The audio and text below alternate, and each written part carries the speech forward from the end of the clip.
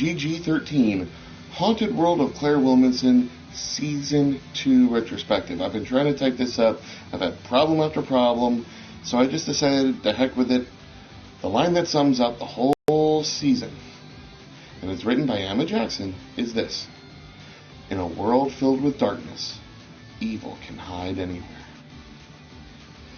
The whole gang returns back to the house where the whole channel started, back when Claire was under quarantine, and we find out that not all is 100% well.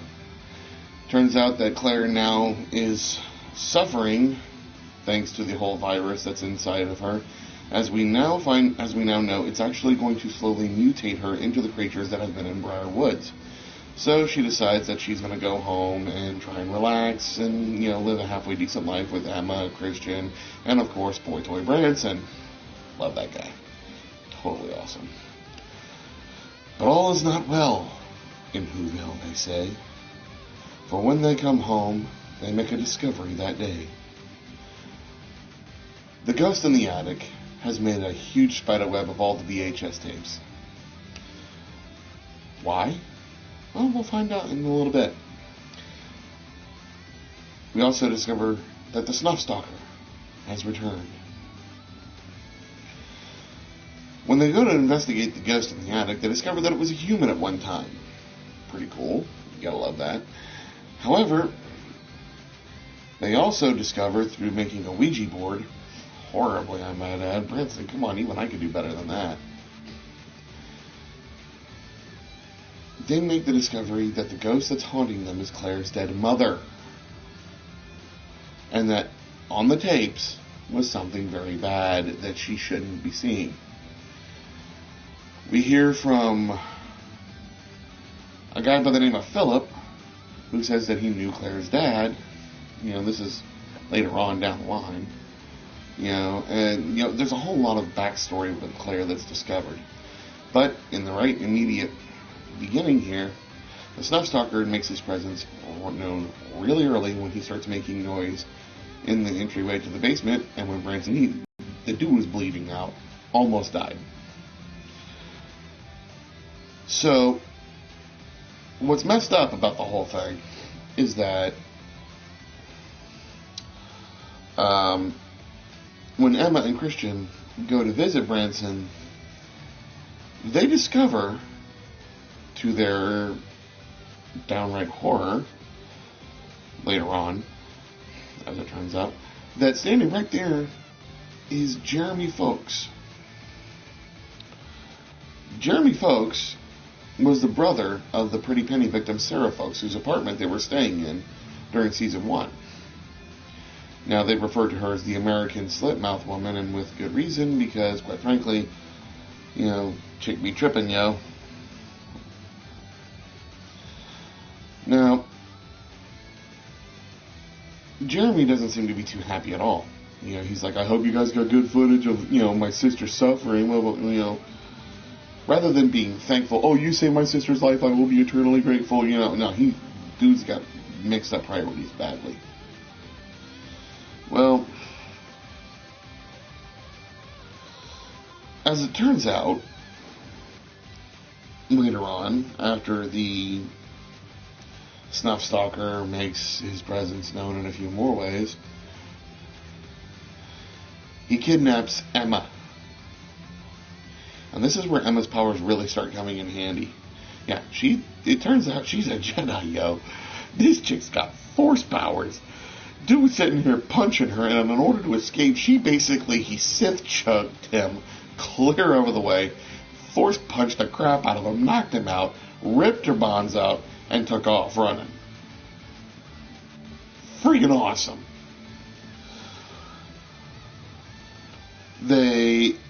Christian, who now it's actually discovered his eye patch, fake. He's got two eyes, they both work. So Claire kicked him out of the house. Well, she kicked him out right, and of course, Emma and Branson were keeping him in. She kicks Christian out. Christian goes off to save Emma, finds her in the woods. They find this house that apparently nobody's home. So they go around looking for a phone because, cell phone coverage in Briarwoods is just horrible. It's just crap. And come to find out, the snuff stalker's been there and murdered the couple. It's a trap. Emma gets caught in the pantry, but Christian, as it turns out, has been part of their circle. Dun dun dun! And he uses that connection to actually save Emma. Now, I'm beginning to think that whatever connection he had before, it's been severed. So, now Claire's sort of tolerating his presence, and because they find out that the snuff stalker has killed Dr. Jill, who was the only one who knew how to treat her illness, Branson uses trust fund money to go to Drug Mart, grabs a whole bunch of medicine, and something apparently starts working. So they go with him for another run. And, of course, Claire goes out to get her wallet, sees Jeremy, folks. They start talking, and Jeremy reveals himself to be the snuff stalker. Clocks her right on the head, knocks her out, drives off with her. Emma has a premonition of where she is, and Christian, who has picked up Emma's car and has took off, they take off for the murder house in Briarwood, where everything was. Unfortunately, they're too late. Jeremy has managed to cut her throat, and though Emma uses dark Sith power once again to right into the dude and kill him with a knife, it's not enough to save Claire. So sadly, this is where the haunted world of Claire Robinson ends. Or is it? As it turns out, Claire comes back to life.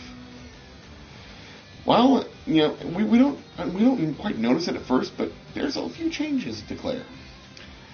Claire, now, as it turns out, who has been a fairly strict vegetarian, is craving some pepperoni pizza from Little Caesars, yo. And who can blame her, because Little Caesars is freaking awesome.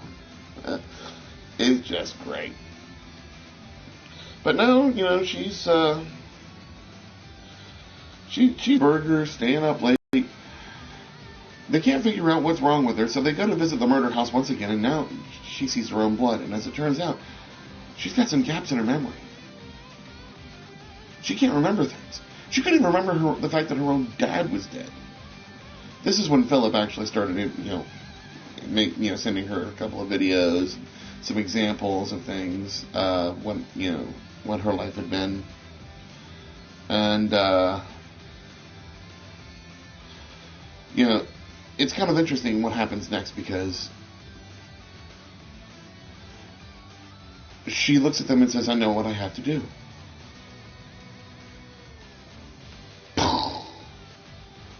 Puts a bullet in her friggin' brain. Like 20 seconds later, she gets right back up. Like nothing happened. The bullet wound is gone. We come to find out later that she has actually made a deal with the devil. Because when she came back, she said, 9 times of suffering, 8 to go.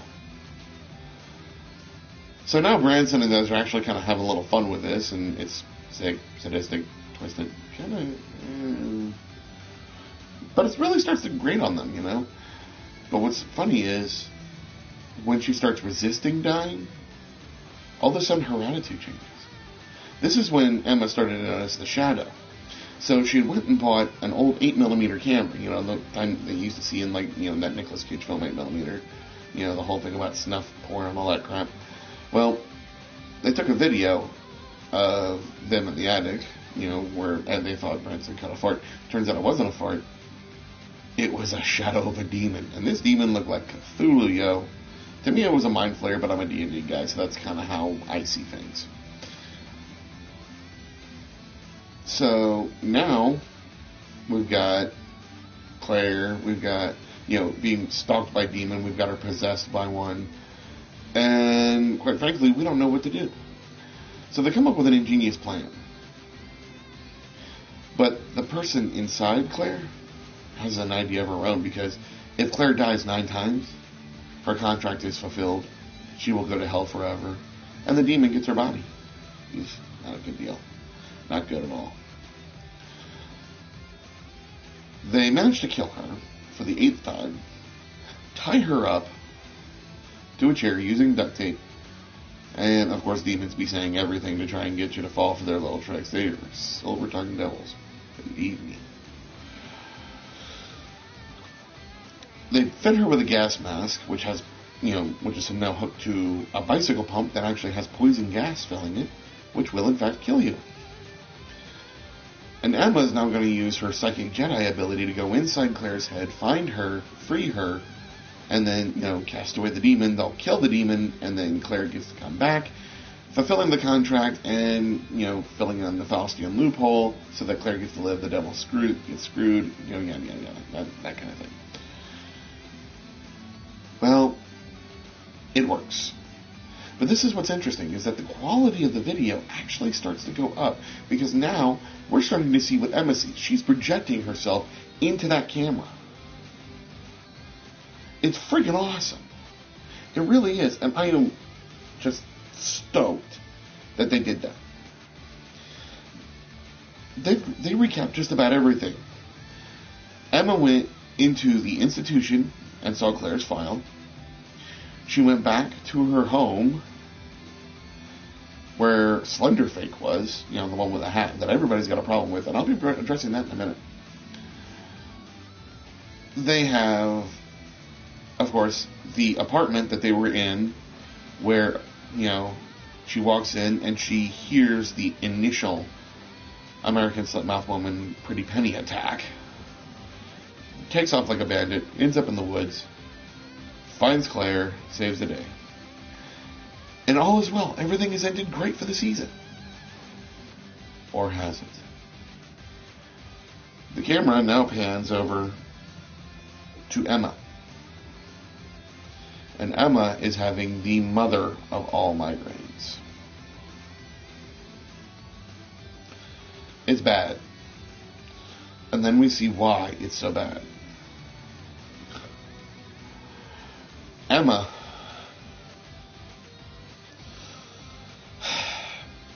is now possessed by the demon. It's coming out of her head, literally. We see it coming right out. So, all's well that ends well? Not quite. Remember, this is the haunted world of Claire Williamson. Nothing's ever good.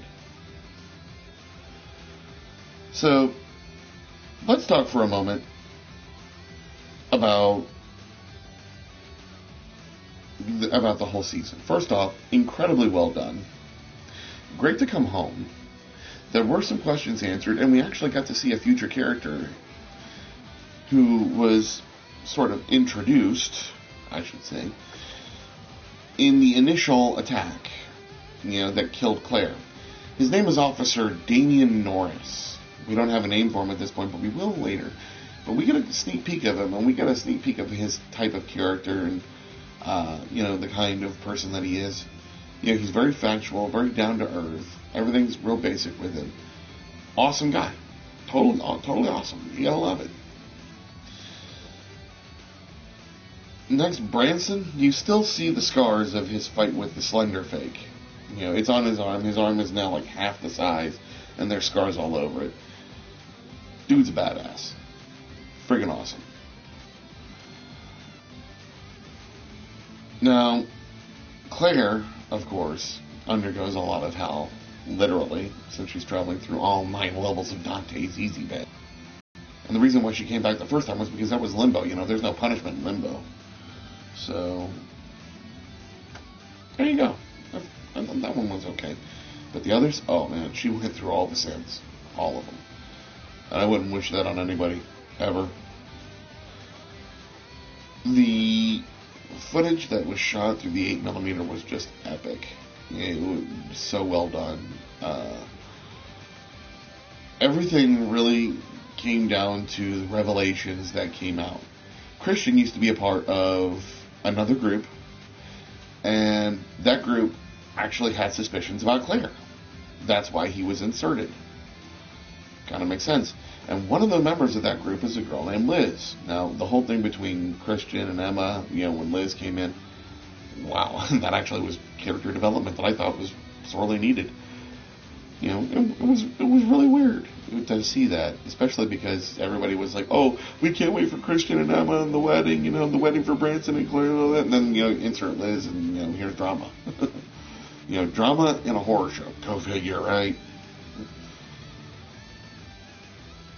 Everything about this season was really well done.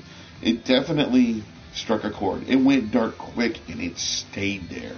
The campiness was held to a minimum, but it was just put at just the right level. And I gotta tell you, as a fan of the show, sometimes there are still moments when you sit there and like, oh no, I can't watch. No. But you have to. You have to. And in order to do this retrospective, I had to look at that. I had to see that in order to, actually appreciate it.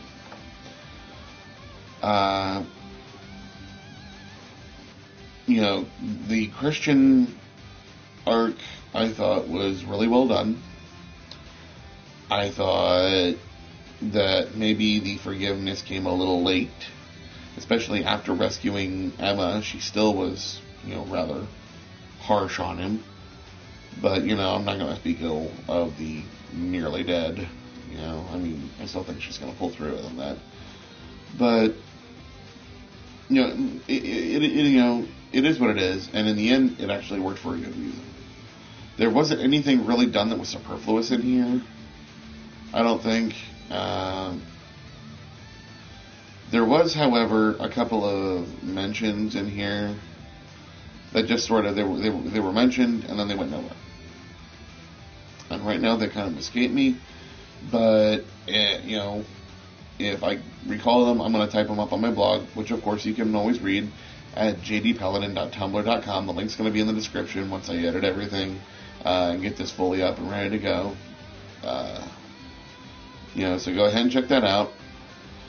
But all in all, I'm going to give a final verdict here because, quite frankly, the second season was a tone setter.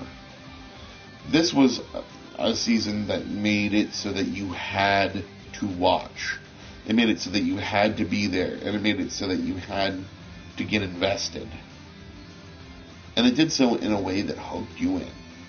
If you actually had paid attention to season 1, things like the Slender Men with a hat thing were explained, so for all of you who have a problem with that, watch it.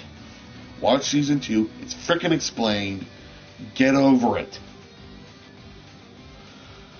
I still can't believe people are complaining about that.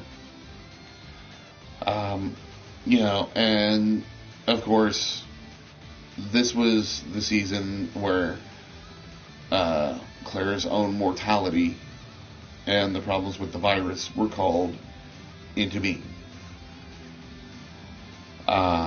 So, that angle was addressed really well, if a bit brief.